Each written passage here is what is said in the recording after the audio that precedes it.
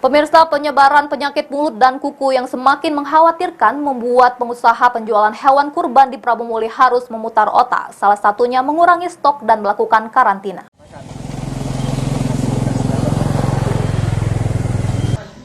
25 hari menjelang Hari Raya Idul Adha, tempat penjualan hewan kurban mulai melayani pembeli. Namun berbeda dengan tahun kemarin, tahun ini pengusaha membatasi stok hewan kurban karena untuk mengurangi resiko kerugian akibat penyakit mulut dan kuku yang sangat meresahkan.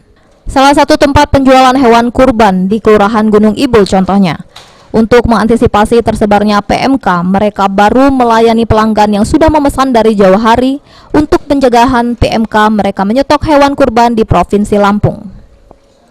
Selain itu juga mengantisipasi wabah PMK, pedagang rutin membersihkan kandang dan penyemprotan disinfektan, serta melibatkan Dinas Pertanian bidang peternakan untuk melakukan controlling setiap hari.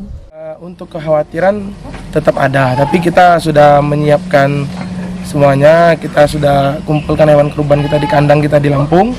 Insya Allah 7 hari menjelang Idul Adha semuanya kita distribusikan ke Kota Prabu Muli. Berarti untuk stok di sini kita kurangi. Untuk di sini kita lebih kurang mungkin sekitar 60-65 ekor.